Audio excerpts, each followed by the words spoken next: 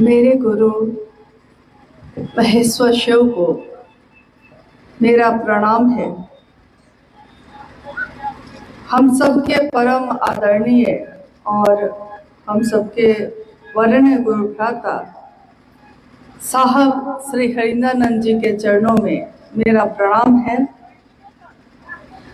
प्रणाम है शक्ति स्वरूपा माँ नीलमानंद जी के चरणों में और मधुबनी जिले के मधवापुर में आज यहाँ मैदान में जो भी गुरु भाई गुरु बहन उपस्थित हैं, आप सभी के चरणों में मेरा प्रणाम है। हम सबों का सौभाग्य है कि अपने गुरु शिव के कार्य के निमित्त आज बिहार राज्य के मधुबनी जिले में इस ग्रामीण परिवेश में मिलने का मौका मिला है।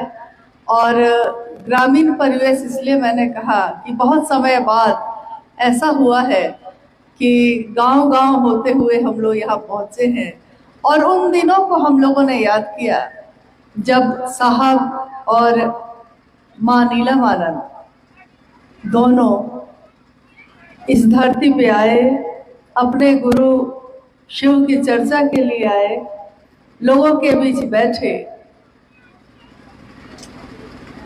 भोजन किया, अपने महादेव की बात की और लौट गए। 25-26 साल हो गए मधुबनी जिले में शिव गुरु महोत्सव कल हमारे वरेण्य गुरु भ्राता का है, वो सभी शिव से बनाया। तो इस काम में गुरु की स्थापना लोगों के दिल में करने के पीछे मेरी कोई लोकेशना और विदेशना, लोकेशना का अर्थ होता है कि लौकिक की, लेकिन साहब ने कहा कि शिव को गुरु बनाकर उनकी बात लोगों तक पहुंचाने के, क्योंकि किताबें शिव से ज्ञान किसी में उतरता है तो शास्त्र आरेखित होते हैं, लिखे जाते हैं। किसी व्यक्ति में वो ज्ञान उतरता है तो उसने किताब लिख दी है, लेकिन आग उस व्यक्ति में होती है मानसिक अंधेरा भी है, यानी मन के तल पे भी अंधेरा छाया हुआ, ज्यादा भारी होता है। कि मन क्या है? ये मन कभी किसी का दुश्मन होता है, मन किसी का दोस्त होता है, मन ही किसी को अपना समझता है, मन ही किसी को पराया समझता हो जाता है और अपराधी का संग करता है तो कहा देता है। यानी मशीन एक ऐसी चीज होती है कि उस पे जो डालिएगा वो उसी को काटेगा। तो जब हम इस परंपरा की बात करते हैं तो ये पैदा होता है विचार से, शुरू होते संबंध गहरे हो। ये गलियों में जोगन बन के क्यों घूमने लगी? लगन लग गई कि लाली मेरे लाल की जित देखो तित लाल। हम जाते हैं शिव चर्चा सुनने, कोई कहता है कि शिव चर्चा है शिव का।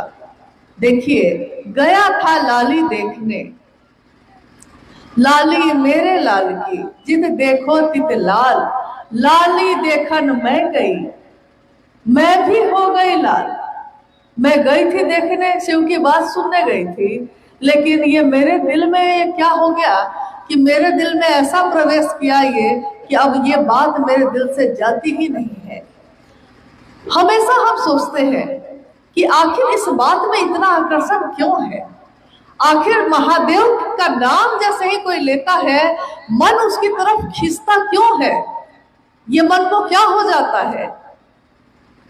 तो अभी मंडल सर अपनी चर्चा में कह रहे थे कि लोहा जो होता है, पारस लोहा को सोना बनाता है, लेकिन गुरु और वो भी जगत गुरु शिव, वो कुपात्र से कुपात्र को भी, योग्य को भी अयोग्य को भी, पतित को भी और पावन को भी, सबको अपने जैसा बनाते हैं। उनके अंदर ये व्यवस्था नहीं है, ये मजबूरी नहीं है उनकी कि तुम लोहा बन के आओगे तभी मैं तुमको पारस बनाओ से जोड़कर सोना बनाऊंगा, ऐसा वहां कुछ नहीं। तो गुरु शिष्य परंपरा में तो ये होता है। मैंने कहा अभी कि साहब ने व्याख्या की इसकी कि जो आपके मन पे भारी होता है। अभी अभी 2 दिन पहले छठ का व्रत गुजरा है। मुझको लगता है बिहार में तो ज्यादातर घरों में छठ व्रत होता है। इस व्रत का नाम ही है महापर्व है ये। यहाँ का रहने वाला व्यक्ति किसी राज्य में जाके अपने जीवन को चलाने के लिए काम कर रहा है। भारत और नेपाल दोनों मिला जुला हुआ ही है यार। तो इन दोनों देशों के रहने वाले लोग अलग अलग देशों में जाते हैं काम करने, अपने जीवन को चलाने के लिए, अपने परिवार को पालने के लिए। लेकिन आपने देखा होगा कि जैसे ही होगा कि छठ व्रत आ रहा है, टिकट मिले या नहीं मिले, ट्रेन में लटक लटक के भी, लेकिन वो कहाँ लौटता है? अपने घर। वो मुंबई में रह रहा है लेकिन अपने एक गांव के झोपड़ी में आता है वो, क्योंकि वो उसका अपना घर है। और ये पर्व, यानी पर्व का क्या मतलब होता है? पर्व का मतलब होता है उन्नयन, आपका आध्यात्मिक उत्थान, जो आपको ईश्वर की तरफ ले जाए। ऐसा कोई अनुष्ठान उसको पर्व कहते हैं। और पर्व सबको एक कर देता है, सबकी मानसिकता एक कर देता है। अपने अस्तित्व को भूलकर, अपने सुख और दुख को भूलकर, बाथरूम में ट्रेन के बैठकर, बस में लटक कर, कैसे भी लेकिन वो घर पहुंचता ही पहुंचता है। क्यों? क्योंकि एक ऐसा समय आता है जब उसको लगता है कि अभी मुझको अपने घर लौटना जरूरी है। जब कोई बहुत बड़ा सुख होता है तब भी, और अगर कोई महामारी आ जाती है या दुख आ जाता है तब भी।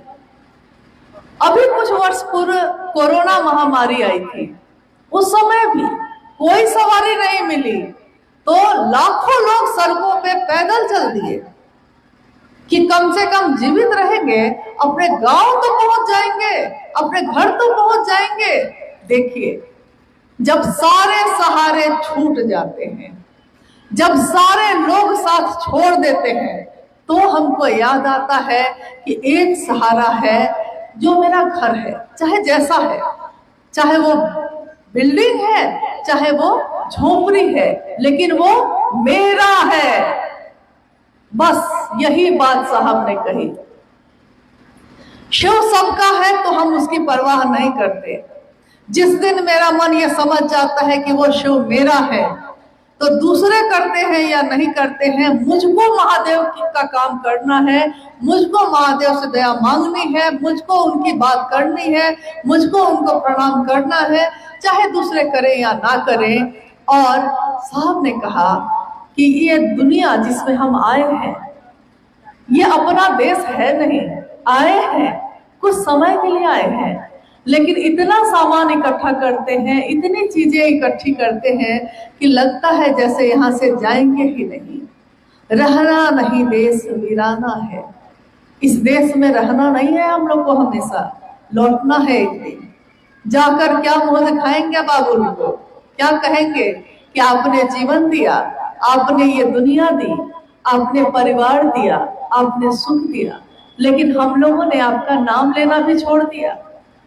साहब ने कहा कि उस शिव को जो सबका है लेकिन तुम्हारा नहीं है, तुम अपना गुरु बनाओ उसको, अपना। इस शब्द में इतनी ताकत है, इतनी शक्ति है, इतना चुंबक की तरह यह काम करता है कि जैसे ही कहते हैं अपना, हम अपने सब चीजों को एक तरफ कर देते हैं और सबसे ज्यादा भारी गुरु हो जाते हैं। जैसे आपने देखा होगा कि राशन की दुकान पे तराजू रखता है, लोग पूछता है कि कितना किलो चाहिए चावल, तो हम लोग कहते हैं कि आधा किलो चाहिए। तो आधा किलो का वो जो वजन होता है वो रखता है एक तरफ, और एक तरफ वो चावल रखेगा। छोटा छोटा रखता रहता है, लेकिन एक बार में 1 किलो का जब रख देता है तो छोटा छोटा बहुत सामान उधर है, लेकिन 1 किलो वाला जो पलड़ा है वो सबसे भारी हो जाता है, और वो हो जाता है नीचे और बाकी सब हो जाते हैं हल्के यानी ऊपर। शिव की शिष्यता भी जब हमारे आपके मन में भारी होती है तो वो इतनी भारी होती है कि जगत में सबसे ज्यादा भारी हो जाता है शिव, और बाकी सारे रिश्ते हो जाते हैं हल्के। एक तराजू पे आ जाते हैं बाकी सब, और एक पे आ जाता है सिर्फ मेरे गुरु शिव, और वो सबसे भारी हो जाते हैं। अब हम कहेंगे कि क्या इसके लिए हम लोगों ने कोई कर्मकांड किया है, कोई मंत्र का जप किया है, कोई तंत्र का प्रयोग किया है, कोई साधना उपासना की है? तो हम लोगों ने इसके लिए कुछ नहीं किया। हम लोगों ने कुछ नहीं किया। ये सारे कांटे और सारे जो कष्ट थे ना, वो हम सब के वर्ण गुरु भ्राता साहब श्री हरिंद्रानंद जी और दीदी नीलम आनंद जी ने खुद पे झेल लिया है। कैसे? आपने सुना अभी शिव शिष्यता की पृष्ठभूमि। पृष्ठभूमि कहते हैं उस चीज को जब कोई काम सामने दिखता है तो उसके पहले उस काम को करने के लिए जो जो तैयारी होती है वो क्या होती है। यानी शिव को गुरु साहब ने कब माना, क्यों माना, और शिव को गुरु मानकर दुनिया के लोगों को क्या दिया, ये अभी अभी हम लोगों ने सुना है। आपने ध्यान से सुना या नहीं सुना, लेकिन अभी कुछ देर पहले इस पे बात हुई है। 25 वर्ष की उम्र में साहब हरिंद्रानंद जी ने अपने जीवन को मुड़ के देखा। हम कहते हैं उसको सिंहावलोकन, यानी एक जंगल का राजा शेर जब जंगल से बाहर निकलता है तो वो मुड़कर अपने जंगल को निहारता है। उस नजर को कहते हैं सिंहावलोकन, यानी सिंह के द्वारा देखने का तरीका उसने जो देखा है। साहब हरिंद्रानंद जी ने अपने जीवन को मुड़ के देखा। उस समय 12 वर्ष की उम्र से उन्होंने चमत्कार की चाह में या अनजाने रहस्य को जानने की चाह में अनेक लोगों को गुरु बनाना शुरू किया। 14 वर्ष बीत गए उनके इसी में। 14 वर्षों तक वो अलग अलग गुरु के पीछे भटकते रहे, और आरा के गांगी शमशान में 1974 में उस एक क्षण में, एक पल में उन्होंने अपने जीवन को देखा कि ये मैंने क्या किया है, मेरे जीवन में मुझको क्या मिला। 14 वर्षों से मैं क्या, उन्होंने क्या नहीं किया। शमशान साधना की, कब्रिस्तान साधना की, तंत्र में जो दुनिया में जो तंत्र मंत्र चलते हैं उनका प्रयोग किया, सब कुछ किया। लेकिन ये सब करने के बाद उन्होंने समझा, उनको बोध हुआ, ये समझ आई कि इन चीजों में कुछ भी रखा नहीं है, कुछ भी हासिल नहीं है, कुछ भी नहीं मिला। और उनके मन में जो उन्होंने अपने बचपन से अपने घर में सुना था, अपने माता पिता के द्वारा, देखिए माता पिता की भूमिका भी बहुत बड़ी होती है इसमें, क्योंकि एक बचपन में एक बच्चा जो सुनता है, बड़े होके उसके जीवन में कब वो पुष्प बन के खिलता है पता ही नहीं चलता। साहब हरिंद्रानंद जी के मन में उस समय ये श्लोक, ये पंक्ति गूंज उठी, गुरुर ब्रह्मा गुरुर विष्णु गुरुर देवो महेश्वर, गुरु साक्षात पर ब्रह्म तस्मै श्री गुरुवे नमः। ये बच्चे भी पढ़ते हैं स्कूल में, घरों में श्लोक में गाए जाते हैं, पूजा में इसका प्रयोग किया जाता है। लेकिन उस समय उनके मन में अचानक ये आवाज, ये बात गूंज गई। उन्होंने कहा कि गुरु के बारे में कहा जाता है कि गुरु में ब्रह्मांडी शक्ति होती है, गुरु में वैष्णवी शक्ति होती है, गुरु में संहार करने की क्षमता होती है, गुरु साक्षात पर ब्रह्म। पर ब्रह्म मतलब परम सत्ता जो है, परम का भी जो परम है, काल का भी जो काल है, अघोर से भी जो अघोर है। कौन है वो? वैसी सत्ता को दुनिया ने नाम दिया शिव, महादेव। और उन्होंने कहा कि मैंने बस इतना ही सोचा कि गुरु भगवान होते हैं, वो भगवान के गुरु हो, ये वेद में बखान है। हजारों वर्ष पहले लिखा गया वो, घर घर में रामायण, महाभारत, गीता, वेद मिलते हैं, लोग रखते हैं, पढ़ते हैं उसको, लेकिन किसी का ध्यान नहीं गया इस पंक्ति पे कि गुरु के रूप में जब सबसे सुंदर गुरु उपलब्ध है तो हम उसी गुरु को अपन है तो शिव है। ये सारी चीजें लिखी हैं, संभवे गुरुवे नमः, सब चीजें लिखी हैं। लेकिन साहब को आश्चर्य हुआ कि दुनिया के लोग सब कुछ जानते हुए भी क्यों इस बात को नहीं समझ सके कि जब सबसे सुंदर चीज उपलब्ध है उसको छोड़कर कहाँ जा रही है। ये उसी के नाभि में है, लेकिन उसको नहीं पता है और ना कोई उसको आज तक समझा सका है। लेकिन हम सबों के दिल में वो शिव है, उनका बिया है। आज तक किसी ने हम लोगों को समझाया नहीं। आज साहब हरिंदर जी ने जब समझाया है, और कैसे कैसे समझाया है। अभी मंडल सर ने कहा ना कि 20 साल पहले जब वो विद्यार्थी थे और उनकी पहचान थी उनसे, उसके बाद वो चले गए, ये भी कॉलेज में पढ़ाते रहे। 20 वर्ष बीत गए। जब इनके घर जा रहे थे, साहब ने उनको कहा कि साहेबगंज में एक व्यक्ति है, और नाम बताया इनका कि रामेश्वर मंडल सर होंगे। उनको खबर करिएगा कि अगर उनको कुछ मिल गया है तो ठीक है, और नहीं मिला है तो वो मुझसे आकर मिले और शिव को अपना गुरु बनाए। 20 वर्षों तक ये स्मृति में थे। स्मृति में यानी साहब हरिंदर जी के दिमाग में ये थे, या वैसे सारे लोग जो आज शिव से हैं। एक घटना बताते हैं आपको, क्योंकि समय कम है, लेकिन तब भी हम लोग रांची में बैठे थे कुछ वर्ष, 2-3 वर्ष पहले की बात है, लगभग 3 वर्ष पहले की। रांची में साहब हरिंदर जी बैठे हैं, हम सभी शिव के से वहां बैठे हैं और बातचीत हो रही है। साहब ने कहा कि एक बात मैंने महादेव से कही, तो महादेव ने कहा कि मैं तुमको जानता हूं, मैंने तुमको कहा है, मैं तुमको जानता हूं। मतलब ये काम अब तुमको करना है, कैसे करोगे तुम करो, मैं तुमको जानता हूं, मैंने दूसरे को नहीं कहा है, तुमको कहा है। साहब ने कहा कि मेरे टीवी में महादेव दिखते हैं, अब आपके टीवी में दिखते हैं कि नहीं दिखते हैं हमको क्या पता, मेरे टीवी में दिखते हैं।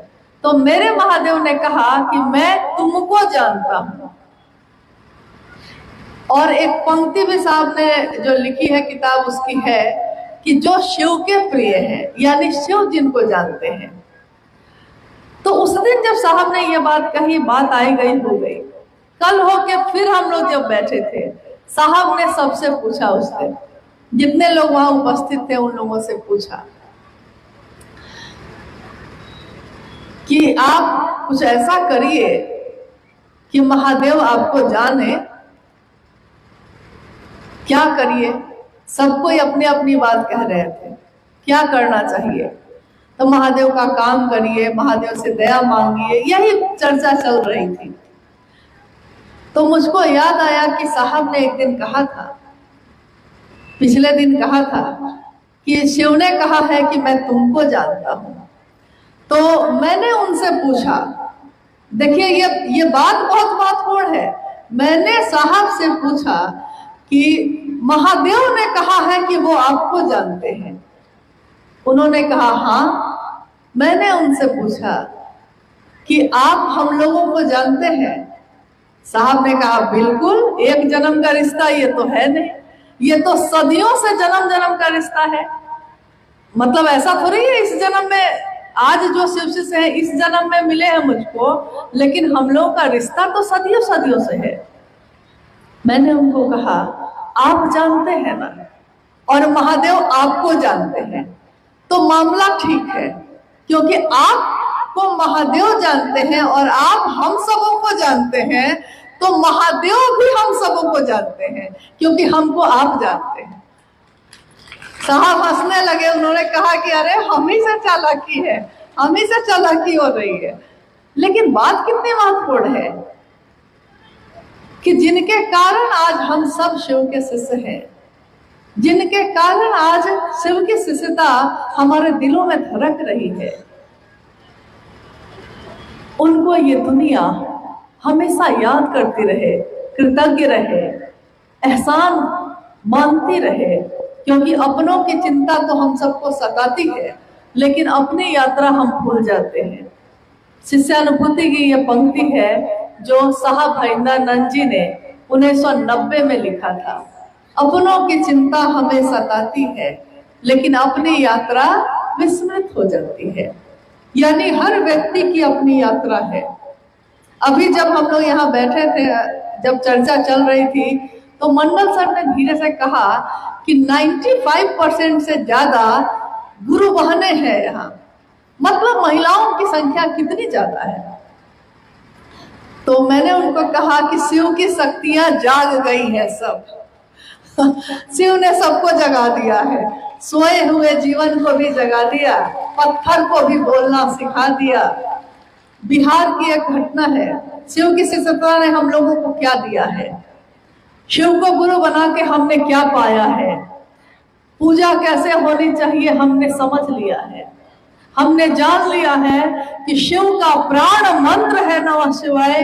कोई भी पूजा, कोई भी कर्मकांड हम नमः शिवाय का प्रयोग करके कर सकते हैं।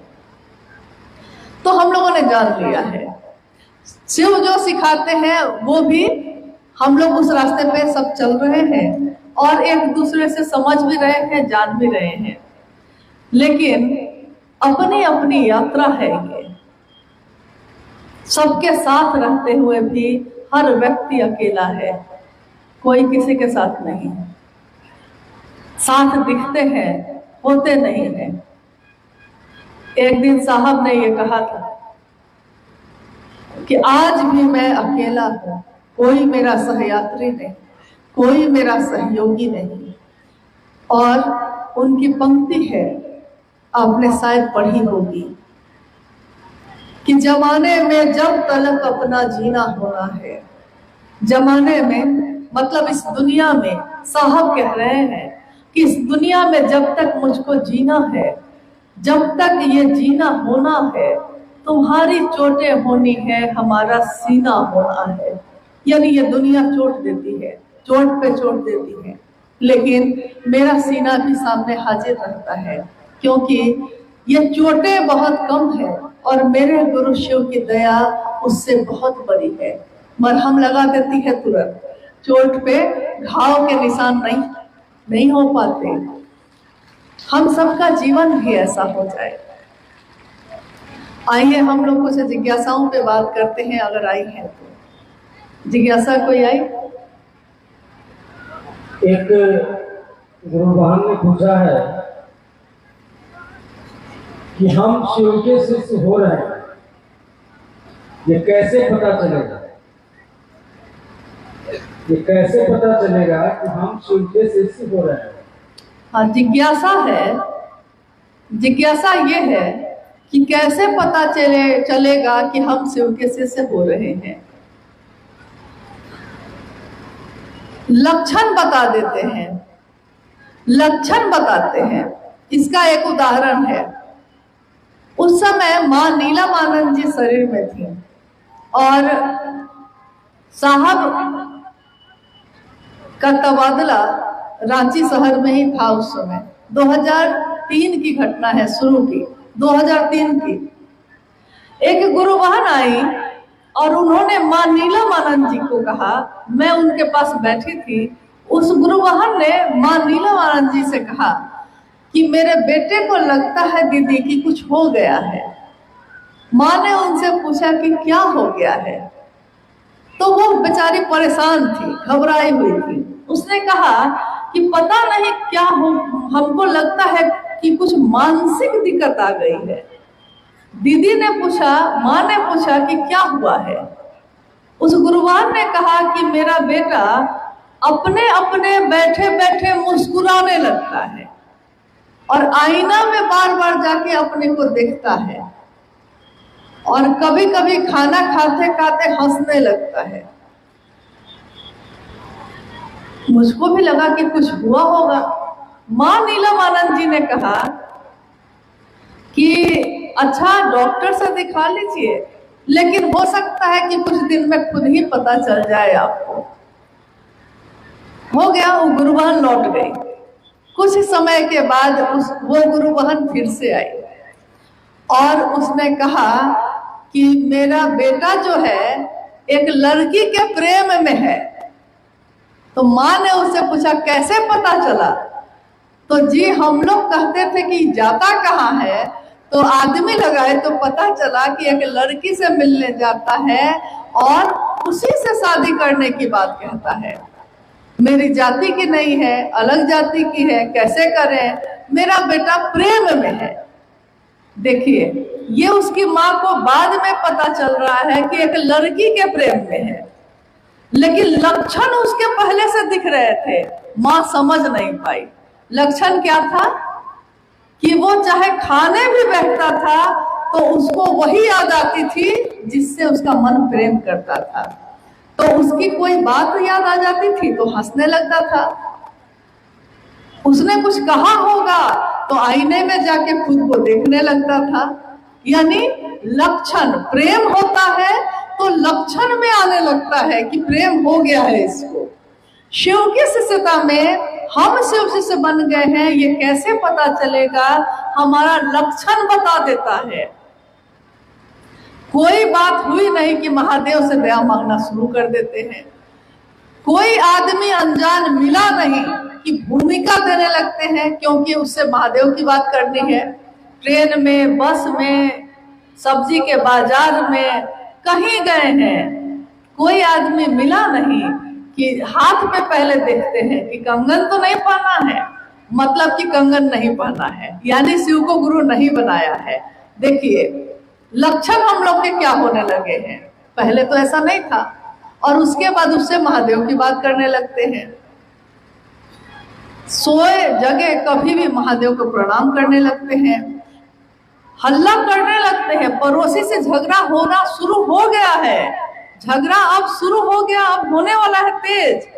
लेकिन अचानक याद आता है कि अरे वाह, हम तो अभी कल घर में दूरा पे बाहर में शिव चर्चा रखे हुए हैं और लोग आएंगे शिव चर्चा के लिए, और अभी लोग जब हमको देखेंगे कि हम झगड़ा कर रहे हैं तो सब क्या कहेगा कि शिव चर्चा करती है कि झगड़ा करती है। तो तुरंत हम चुप हो जाते हैं। गुस्सा है, चुप हो जाते हैं, ये सोचकर कि मेरे गुरु पे उंगली न उठ जाए। अपना आचरण देखते हैं। दारू पीने वाले दारू छोड़ देते हैं क्योंकि उनको लगता है कि शराब पीकर अगर महादेव की बात करेंगे कोई नहीं सुनेगा। नहीं पीता है, छोड़ देता है। झगड़ा करने वाले झगड़ा छोड़ देते हैं, कड़वा बोलने वाले कड़वाहट भूल जाते हैं। यानी सब शिव भाव में आने लगते हैं, शिव के भाव में आ जाते हैं तो अपना आचरण भी भूल जाते हैं, जो जन्म से था वो भी भूल जाते हैं। जो हम चित्र में देखते हैं, महादेव की तस्वीरों में देखते हैं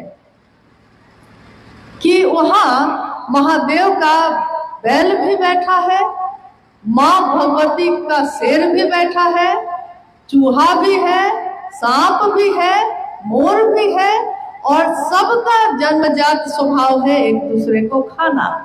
खाना भोजन है वो। हम लोग एक दूसरे को नहीं खाते हैं, झगड़ा करते हैं, खाते नहीं है, लेकिन उसका स्वभाव है एक दूसरे को खाना, क्योंकि उसी से उसका पेट भरेगा। सांप का पेट ही भरता है चूहा को खाने से, मेढक को खाने से, लेकिन वो शिव भाव में आकर अपना जहर भूल जाता है, अपना भोजन भूल जाता है। शेर का काम ही है, उसकी भूख ही मिटती है, मांस नहीं खाएगा तो जिएगा नहीं, लेकिन भूल जाता है महादेव के बसहा के साथ प्रेम से समभाव से बैठा है।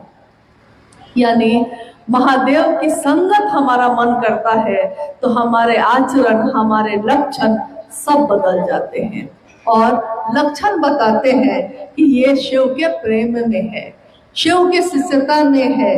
शिव की शिष्यता जागरण है, क्रांति नहीं। क्रांति का अर्थ होता है कि कोई एक चीज है उसको बदल के दूसरी चीज को ले आए हैं, लेकिन जागरण का अर्थ होता है कि जो आपके अंदर है, सोया हुआ है, वो जग गया है, वो सजग हो गया है, देखने लगा है अपने आप को, अपनी यात्रा को, अपने जीवन को, अपने मन को। तो शिव की शिष्यता में शिव से हम कैसे होंगे, हमारे लक्षण बताने लगते हैं। बैठ जाइए, जिनको जहां जगह मिल रहा है बैठ जाइए। लेकिन अभी भी काम बहुत बाकी है। अभी थोड़ी देर पहले कुछ गुरु भाई जो है पानी की बोतल यहाँ बांटने लगे, तो मैंने देखा कि जैसे ही शिव चर्चा चल रही थी, लेकिन जैसे ही पानी का बोतल बांटने लगा, सब पानी के बोतल के लिए हड़बड़ा गए। तो मुझको लगा कि अभी अभी 2 दिन का उपवास करके सब कोई उठा होगा। उस दिन 2 दिन का उपवास कैसे किया था? वो तो भोजन भी नहीं किया था, पानी भी नहीं पिया था, और अभी 4 घंटा पानी नहीं मिलेगा तो क्या दिक्कत है? कोई दिक्कत नहीं। लेकिन मन तुरंत भागता है, मन की यही आदत है। आप जा रहे हैं महादेव के तरफ और पानी का बोतल आया है तो ध्यान चला गया पानी के बोतल पे। मन ऐसे ही भटकता है, इतना ही चंचल है। सोचिए, इतने चंचल मन को शिव की तरफ बांध कर ले चलना सामान्य बात नहीं है, साधारण बात नहीं है, और ये किसी सामान्य आदमी की बात नहीं है। और कुछ है? साहब श्री शिष्यानुभूति में लिखते हैं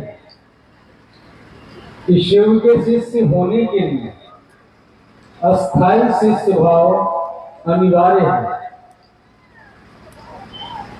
इस पंक्ति को समझाने का प्रयास किया।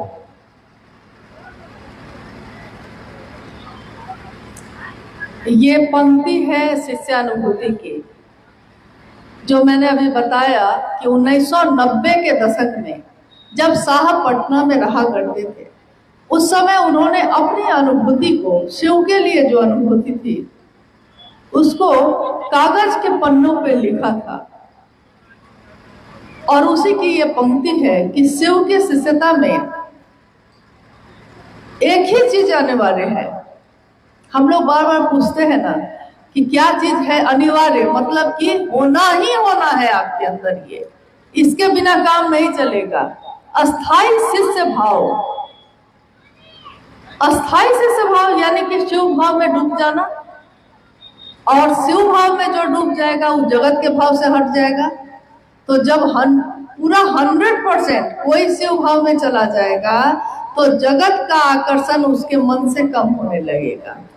जैसे कभी कभी हम लोगों के साथ भी ऐसा होता है, लकड़ी के चूल्हा पे खाना चढ़ाए हुए हैं, लकड़ी उसमें डाल रहे हैं, चूल्हा पे खाना चढ़ा हुआ है, और लकड़ी डालते डालते बैठ के, खाना चढ़ा हुआ है, हम बैठे हैं और मेरे मन में अचानक किसी का ध्यान आ जाता है। किसी का हो सकता है, वो बेटा का भी हो सकता है, जिसको प्रेम करते हैं उसका भी हो सकता है, कोई ऐसी बात भी हो सकती है जिससे मन बहुत दुखी है, तो मन उसी में डूब गया एकदम। और दूध जो चढ़ा हुआ है, पूरा दूध गिर गिर के पूरा चूल्हा पे गिरा जा रहा है और मेरा ध्यान नहीं है। अचानक कोई तीसरा आदमी आके कहता है कि अरे अरे बैठल छी अपने, देखियो तो की होलई, दूध गिर गई। तो हम कहते हैं क्या रे, क्या हुआ? हमको हुआ है आपके साथ ऐसा कभी हुआ है? तो हम कहते हैं कि अरे की भलाई, तो कहे कि मन किसी के ध्यान में चला गया। मन किसी के ध्यान में जाएगा तो पता चलेगा कि जो हम कर रहे हैं जगत में, हम उसको भूल जाते हैं। जिस दिन शिव भाव में पूरी तरह चला जाएगा तो शिव ही हो जाएगा, जगत को भूल जाएगा। लेकिन ज्यादा से ज्यादा हो सके इसकी कोशिश करनी है। अस्थाई पूरी तरह होना बहुत कठिन है, संभव नहीं है, लेकिन ज्यादा से ज्यादा हो सके ये हो सकता है। और इसका आकलन करने के लिए साहब ने कहा कि आप अपने मन को ही थर्मामीटर बना लीजिए, मन से समझ लीजिए कि कितनी देर आपका मन महादेव पे टिकता है। अगर दिन में 1 घंटा 5 मिनट 2 मिनट भी टिकता है और सब मिला के अगर 4-5 घंटा भी, पूरे 24 घंटे में अगर इतना भी आपका मन शिव भाव में रहता है तो ठीक है, कोई दिक्कत नहीं है।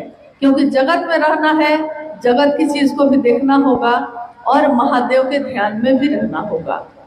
तो अनिवार्य एक ही चीज है, अस्थाई शिष्य भाव, लेकिन ये गुरु की दया से ही होगा। शिव की शिष्यता गुरु की दया के आश्रय में ही अंकुरित, पल्लवित और पुष्पित होती है।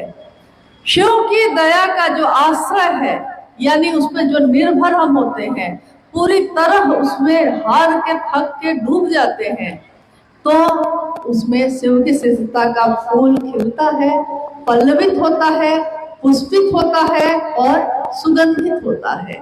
लेकिन गुरु की दया के आश्रय में जाना बहुत कठिन है, हम निर्भर नहीं हो पाते।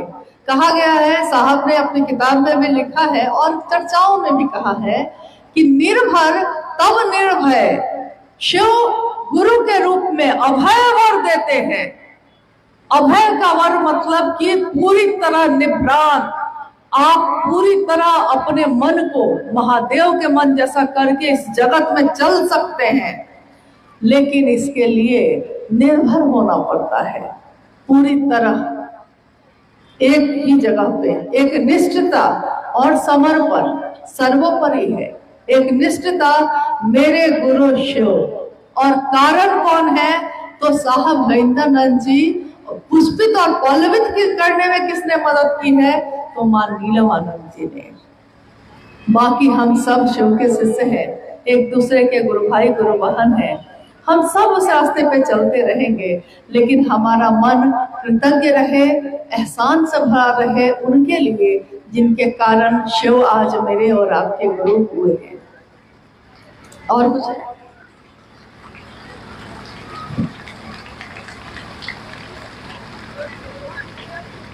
एक आखिरी जिज्ञासा है,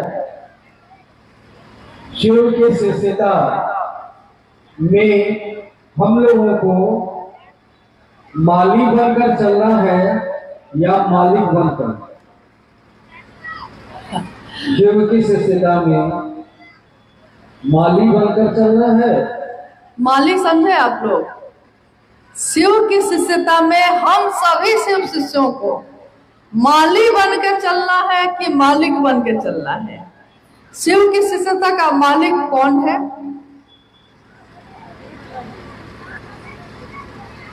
मतलब अगर आपको स्पष्ट नहीं होगा तो फिर मुश्किल है। शिव की शिष्यता यानी शिव का है ये, शिव की शिष्यता है ये, तो इसके मालिक कौन है? शिव स्वयं है। साहब ने कहा कि मैं इस बगीचे का माली हूं। यह शिव की शिष्यता का बगिया है, हर तरह के फूल हैं इसमें। कोई गुलदाउदी है, कोई गुलाब है, कोई चमेली है, कोई ओरहुल का फूल है। किसी में बदबू आती है, किसी में खुशबू आती है, किसी में कुछ भी नहीं आता। मतलब जैसे बगीचे में हर तरह के पुष्प है, लेकिन माली जो होता है वो जिस पुष्प को, जिस फूल को, जिस चीज की जरूरत है वही देता है। किसी को खाद की जरूरत है तो खाद देता है, किसी को पानी की जरूरत है तो पानी देता है। वो ये नहीं सोचता कि खुशबू वाला पेड़ है कि बदबू वाला पेड़ है, कौन सा पेड़ है। शिव की शिष्यता में हम सभी गुरु भाई गुरु बहन, सारे लोगों के विचार अलग अलग है, पसंद अलग अलग है, नापसंद अलग अलग है, पसंद भी अलग है, नापसंदी भी अलग अलग है, जीवन भी अलग है, खाने का तरीका अलग है, पहनने का तरीका अलग है। हालांकि देखिए जब हम लोग यहाँ आए थे तो लोगों ने कहा था कि मधुबनी में मखान के बिना कुछ नहीं होता है। अभी तक मखान नहीं मिला है और एक बार भी नहीं मिला है। मतलब कि आपको सोचने की जरूरत है कि मधुबनी में मखाना क्यों नहीं मिला। देखिए, हर जगह का परिवेश, खान पान अलग अलग है, लेकिन शिव की शिष्यता ने सबको एक कर दिया है। सब एक तरह से, एक बिंदु पे सारे लोग एक तरह से हैं। बगिया है शिव शिष्यता की, मालिक है महादेव खुद, और उसके माली यानी माली मतलब जो इन सभी की देखभाल करता है, जो उन सभी फूलों को देखता रहता है कि वो खिलते रहें, उसमें कलियां आती रहे, वो कौन है? तो वो खुद साहब श्री हरिंद्रानंद जी हैं। तो हम लोग मालिक नहीं हो सकते, मालिक के सहयोगी हो सकते हैं कि उस मालिक के पीछे पीछे हम लोग भी थोड़ा सा सीख लें। जैसे जब साहब के आंगन में, साहब के दरवाजे के आगे पीछे में बहुत तरह के फूल पौधे लगे हुए हैं, और साहब के आवास में जहां वो रहे, जहां भी रहे, हर जगह फूल लगे रहे। साहब सुबह सुबह निकलते थे बाहर, ऑफिस जाने से पहले वो सुबह में अपने दरवाजे और आंगन की तरफ घूम जाते थे और देखते थे कि सारे पौधे ठीक से हैं कि नहीं। तो हर आदमी जो घर में रहता था, कोई खुरपी लेके उनके साथ जाता था, कोई पानी लेकर जाता था, और जैसे हम खुद कटर लेके जाते थे। कटर मतलब कि जो जो डालियां सूख गई हैं उसको काट के अलग करना है, ताकि जो हरी है वो पल्लवित पुष्पित हो जाए। तो साहब कहते थे कि इसको काटो, तो उसको काटना है। तो हम सब क्या है, शिव शिष्यता के साहब जो माली हैं उनका सहयोगी है हम लोग, कि हम लोग को काम करना है जो उन्होंने कहा है। अपना दिमाग लगाएंगे तो जिस फूल में खाद की जरूरत नहीं है उसमें खाद दे देंगे, यूरिया दे देंगे, वो जल जाएगा। हम लोग को नहीं पता है कि किसमें क्या देना है, लेकिन उसको पता है जिसकी ये बगिया है, जिसने बनाया है। तो इसके लिए हम सबों को साहब हरिंद्रानंद जी के मन के अनुरूप, उनकी चाहत के अनुसार चलना होगा, करना होगा। हमारा क्या मन है इसका कोई मतलब नहीं है। और उन्होंने मांगा है तो सिर्फ शिव की शिष्यता मांगी है, उन्होंने चाहा है तो सिर्फ शिव को चाहा है। उन्होंने इस दुनिया में अपना जीवन बिताया है तो एक न्यूनतम व्यवस्था में बिताया है, कोई आडंबर नहीं, कोई कर्मकांड नहीं, कोई दिखावा नहीं। क्योंकि हमारे गुरु शिव ने हम सबको ये सिखाया है कि न्यूनतम व्यवस्था में रह के भी सुखी रहा जा सकता है। भैया हरिंदर बोले, भैया हरिंदर बोले, गुरु पे निसार बोले, गुरु पे निसार बोले, ले ले गुरु नाम। जब से इस मन के अंदर में आया शिव का नाम, जब से आया है इस मन के अंदर में, तब से 3 सूत्र के मोती पाए गुरु नाम का हीरा। और कहते हैं कि शिष्यों की कुटिया में गुरु का सितार बोले। शिष्यों की कुटिया में, हमारी जो कुटिया है, हमारा जो घर है, हमारा जो मन है, उसमें एक ही आवाज बजती है गुरु की। गुरु का सितार बोले, ले ले गुरु नाम। कोई सुने ना सुने, हमको बताना है, कोई माने ना माने, हमको महादेव की बात करनी है, क्योंकि हमारे गुरु ने आदेश यही दिया है, इसके सिवा कुछ भी नहीं कहा है। गुरु का आदेश ही सर्वोपरि होता है, सबसे ऊपर होता है। तो उस गुरु के आदेश पे हम सभी शिव के शिष्य चलते रहे। हम पहले भी साहब से मन से ही मिलते रहे हैं, आज भी हम मन से ही मिलते हैं उनसे। शरीर से कितना मिलना हो पाया हम लोग का, शरीर से नहीं मिल पाए ज्यादा, लेकिन मन से तो हम लोग हमेशा मिले हैं उनसे।